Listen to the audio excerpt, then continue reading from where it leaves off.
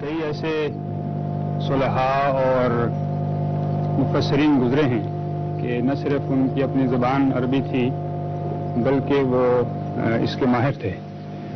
اور یہ کیسے ہو سکتا ہے کہ ان لوگوں نے جو قرآن کی تفاسیر کی ہیں وہ غلط ہوں اور بانی سلسلہ احمدیہ کی تفاسیر صحیح ہوں؟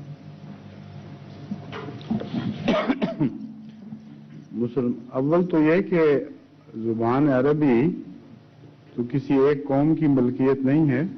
جب قرآن کریم عربی میں نازل ہوا تو ساری دنیا کے لیے قرآن کریم ہے.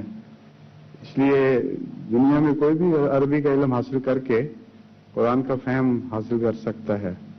ورنہ تو نعوذ باللہ من ذالک ساری دنیا جو ہے بھاری اکثریت وہ ڈس ایڈوانٹیج پہ ہوگی اور صرف عربوں کی عربی ہی قابل قبول ہوگی. دوسرے یہی عربی زبان جس میں قرآن کریم نازل ہو رہا تھا یہ کفار مکہ کو بھی تو آتی تھی. اور بہت بڑے بڑے ادیب اور شعراء تھے جن کا سکہ چلتا تھا. آج تک مسلمان ادیب مفسرین بھی کوئی ایک بھی ایسا مفسر نہیں جو ان کا حوالہ نہ دیتا ہو قرآن کریم سمجھانے کے لیے. اور ان کی بھاری اکثریت بے بہرا رہ گئی. ان کو نہیں سمجھ آتی تھی قرآن کریم کی.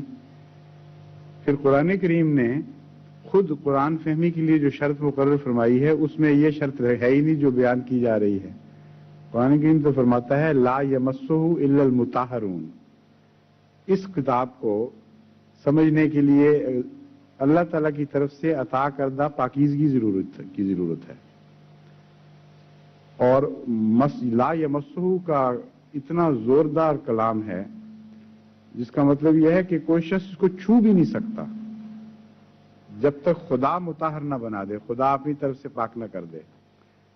اور چھونے کا جہاں تک تعلق ہے وہ تو عربی ہو یا عجمی ہو گلے سے لگائے پھرتے ہیں, حمائل بنا کے گلے میں لٹکاتے ہیں, قسموں کے لیے اٹھاتے ہیں, چھو تو رہے ہیں.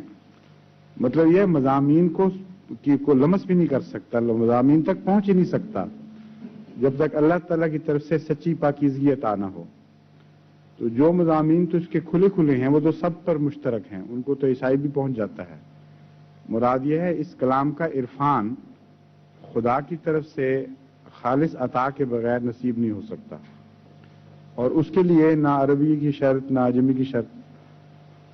پھر مسلمان چوٹی کے علماء اور مفسرین تو وہ گزرے ہیں جو عجمی تھے. حضرت امام بخاری کو اتنی جو عظمت دی جاتی ہے وہ کون سے عربی تھے؟ حضرت سید عبد القادر جیلانی کون سے عربی تھے؟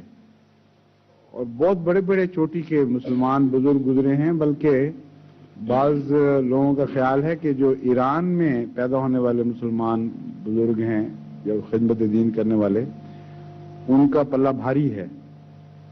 بہت بڑے عظیم الشان علماء پیدا ہوئے ہیں غیر عرب اسلامی دنیا میں اور وہ سلسلہ جاری ہے ابھی بھی. اس لیے یہ تو محض ایک نفس کا بہانہ ہے. پھر ایک اور بحث یہ چل پڑے گی کہ وہ جو مفسرین ہیں عربی ان میں سے غیر عرب کتنے ہیں, ان کو پتہ ہی نہیں شاید سوال کرنے والے کو. ان کی تفسیر کو کون سا مقام دیں گے جو پہلے غیر عرب مفسرین گزر چکے ہیں. اور پھر حضرت مسیح علیہ الصلوۃ والسلام نے جو لکھا ہے اس کی پہچان تو موازنے سے ہوگی. اصل میں جو شخص بھی حقیقت حال کو پہنچنا چاہتا ہے اس کو چاہیے کہ جو تفسیر حضرت مسیح علیہ السلام کی ہے اس کو سامنے رکھے, پرانے مفسرین کی تفاسیر کو یا نئے مفسرین کی تفاسیر کو سامنے رکھے. جہاں جہاں اختلاف ہے وہاں اللہ تعالیٰ سے دعا کر کے موازنہ کرے تو اس کو حقیقت مل جائے گی. زمین آسمان کا فرق ہے تفسیروں میں. بہت سے ایسے معاملات ہیں جو نئے زمانے کے لیے نئے سرے سے حل کرنے ضروری تھے, کیونکہ اسلام پر اعتراض نئی قسم کے علوم سے پیدا ہونے شروع ہوئے, لوگوں کے رجحانات بدل گئے, معاشرہ بدل گیا, سائنس نے عظیم تبدیلیاں پیدا کر دیں. ان امور کے متعلق تو بہرحال آج کی دنیا میں ہی کوئی مفسر پیدا ہونا چاہیے تھا. اور اس دور میں حضرت مسیح موعود علیہ الصلوۃ والسلام نے جو روشنی ڈالی ہے وہ آپ کے سوا سارے مفسرین کو مل کر بھی توفیق نہیں ملی کہ ان چیزوں کی طرف اس طرح اشارے کرتے اور سمجھاتے. اشارہ اطلت اونٹنیاں بیکار کر دی جائیں گی, یہ جو سورہ مرسلات میں جو پیشگوئیاں ہیں ساری حضرت مسیح علیہ السلام نے آ کے کھولی. اسی طرح جی سورہ تکویر میں ٹھیک ہے. اور اسی طرح دوسری صورتوں میں جو عظیم الشان پیشگوئیاں تھیں آئندہ زمانے کی ایجادات کے متعلق، تمدنی معاشرتی تبدیلیوں کے متعلق، اس پر حضرت مسیح موعود علیہ السلام کو اللہ نے اطلاع دی.